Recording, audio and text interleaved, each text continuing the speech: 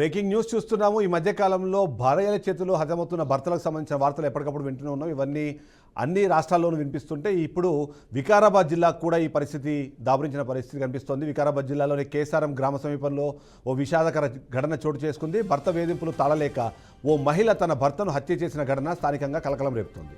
మద్యం మత్తులో భార్యను తరచూ వేధిస్తూ వస్తున్న కుమార్ అనే వ్యక్తిని అతని భార్య రేణుక హత్య చేసినట్టు సమాచారం అందుతోంది. ఈ దంపతులు గత 3 సంవత్సరాలుగా కేసారం శివారులోని ఓ వెంచర్లో నివసిస్తూ అక్కడే పనిచేసుకుంటున్నారు.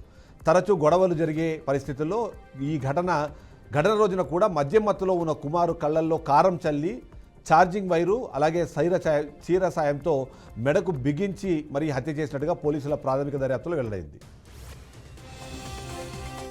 రామంపల్లి ఇక్కడ కుర్వ సత్యమ్మ సాయిలో అనే మా ఊళ్ళది వాళ్ళ కొడుకు అక్కడ వేరే ఎంచాలో పని చేసుకొని బతుకునికి పోయినరు.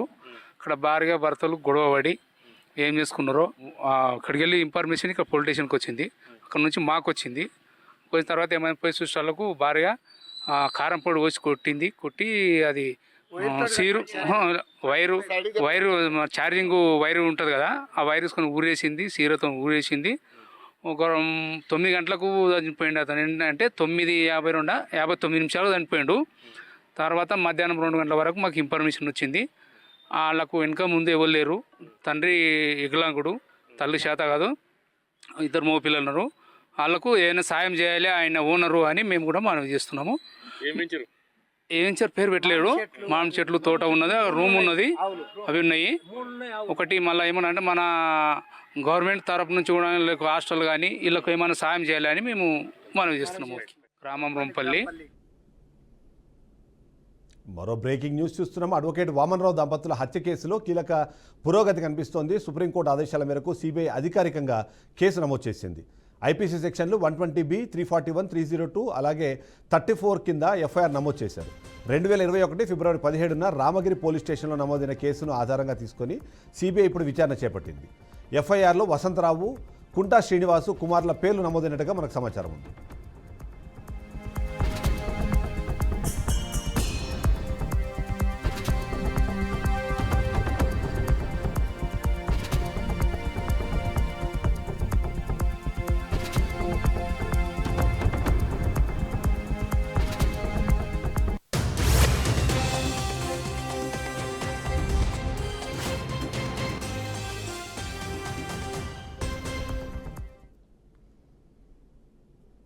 ఇక బీజేపీ ఎమ్మెల్యే పాల్వాయి హరీష్ బాబుకు ఆర్ఎస్ ప్రవీణ్ కుమార్ కౌంటర్ ఇచ్చారు.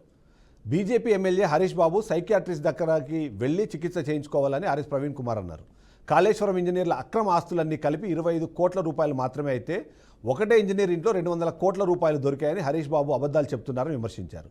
సిర్పూర్ నియోజకవర్గంలో ప్రధాని మోడీ ఆయుష్మాన్ కేంద్రాలను మూసేసి ప్రభుత్వ ఆసుపత్రులను నాశనం చేసిన తర్వాత నీ ప్రజా లైఫ్ కేర్ ఆసుపత్రిలో పేదల ప్రజలను దోచుకోవడమే అసలైన కుట్ర అని ఆగ్రహం వ్యక్తం చేశారు. రేవంత్ రెడ్డితో కుమ్మక్కై సిగ్గు లేకుండా అబద్ధాలు చెబుతున్నారని పాల్వాయి హరీష్ బాబుపై ఆర్ఎస్ ప్రవీణ్ కుమార్ మండిపడ్డారు. ఏసీబీ కేసిన ఒక పాల్వాయి హరీష్ బాబు అనే సిర్పూరు బీజేపీ ఎమ్మెల్యే, ఆయన డాక్టర్ ఎట్లా ఏంటో నాకైతే ఇప్పటికి కూడా సమజైతే లేదు. ఆయన డిగ్రీని డెఫినెట్గా వెరిఫై చేయాలి డాక్టర్ పాల్వాయి హరీష్ బాబుది. ఆయన అంటాడు ఏసీబీ అధికారులు 200 కోట్ల రూపాయలు ఒకటే ఇంట్లో దొరికినాయి అంటాడు. అయ్యా హరీష్ బాబు గారు, మీరు ఒకసారి సైకాట్రిస్ట్ దగ్గరికి వెళ్ళాలి. మీరు హెల్యూసినేషన్స్ గురవుతున్నారు, మీరు మతి భ్రమించి మాట్లాడుతున్నారు. వీళ్ళ మొత్తం 3 కేసుల్లో ఏసీబీ కేసుల్లో ఈ 3 సిఈల సోకాల్డ్ ఏసీబీ ఎఫ్ఐఆర్లో ఇచ్చిన అక్రమ ఆస్తుల చిట్టా మొత్తం కలిపితే 25 కోట్ల రూపాయలు. 35 సంవత్సరాల సర్వీస్ ఉంది వాళ్ళకు. మీరు మీ సిర్పూరు కాగజ్ నగర్లో ఆ పేద ప్రజలందరినీ దోచి వాళ్ళ ప్రాణాలతో ఆడుకొని ప్రజా లైఫ్ కేర్ అనే హాస్పిటల్ పెట్టి ప్రభుత్వ ఆరోగ్య వ్యవస్థను మొత్తం నాశనం చేసి అందరు పేషెంట్లు కూడా మీ హాస్పిటల్కి రావడానికే మీరు వేస్తున్న సోకాళ్ళు కుట్ర, మీ నరేంద్ర మోడీని కూడా మోసం చేసి ఆయుష్ కేంద్రాలను కూడా బంద్ పెట్టి అందరు కూడా మీ ప్రజా లైఫ్ కేర్ హాస్పిటల్కి వచ్చే కుట్ర ముందు ఇది చాలా చిన్నదనిపిస్తున్నది నాకు. మీరు సిగ్గు లేకుండా అసెంబ్లీలో హరీష్ బాబు గారు మీరేం మాట్లాడతారు? ఒక సిఈ దగ్గర 200 కోట్లు దొరికిందా? ఏ లోకంలో ఉన్నావు నాన్న నువ్వు? సో వీళ్ళకి మొత్తం కలిపి ఏసీబీ వాళ్ళు రాసిందే 25 కోట్ల. 25 కోట్లు వాళ్ళు చూపించింది ఒక్కొక్క తేడా ఎంతుంది. ఈ నూనె శ్రీధర్కి వచ్చేసి 2.5 కోట్లు, అదేవిధంగా బూక్యారామ్కు 3.5 కోట్లు. అంటే బీజేపీ నాయకులతో కూడా పీసీ రేవంత్ రెడ్డి కుమ్మక్కయ్యి ఈరోజు కాళేశ్వరం ఒక కుంభకోణంగా చూపించి దీని మీద రాత్రి అందరూ ప్రజలు నిద్రపోతున్నప్పుడు సిబిఐకి ఆర్డర్.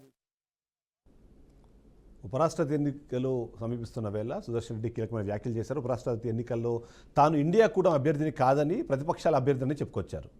అలాగే ఆప్ అధినేత అరవింద్ కేజ్రీవాల్ కూటమిలో భాగస్వామ్యం కాకపోయినా తనకు మద్దతు ఇస్తున్నట్టుగా చెప్పారని గుర్తు చేశారు. తాను రాజ్యాంగాన్ని కాపాడడం కోసం ఉపరాష్ట్రపతి ఎన్నికల్లో పోటీ చేస్తున్నానని చెప్పుకొచ్చారు. ఇక ఉపరాష్ట్రపతి అభ్యర్థిగా ఎన్నికైన తర్వాత చాలామంది తన్ను రాజకీయం అనే ముళ్ళ కిరీటాన్ని ఎందుకు నెత్తిన పెట్టుకున్నామని అడిగారని గుర్తు చేశారు. అయితే వారికి తాను రాజకీయాల్లో ప్రవేశించలేదని, తనకు ఏ పార్టీలో సభ్యత్వం లేదని, భవిష్యత్తులో కూడా ఉండబోదని, పౌర హక్కులు సామాజిక న్యాయం గురించి మాత్రమే తాను మాట్లాడతానని ఈ సందర్భంగా ఉపరాష్ట్రపతి అభ్యర్థి జస్టిస్ సుదర్శన్ రెడ్డి చెప్పుకొచ్చారు. మిత్రులు అడిగినారు, ఎందుకు మీరు ఈ రాజకీయ ముళ్ళ కిరీటాన్ని నెత్తిలో పెట్టుకున్నారు? మీరు ఒక న్యాయమూర్తి, 53 సంవత్సరాల నుంచి న్యాయశాస్త్రంతో పెనవేసుకున్నటువంటి పేగుబంధం ఎందుకు అంటే నేను ఒకటే మాట చెప్పిన,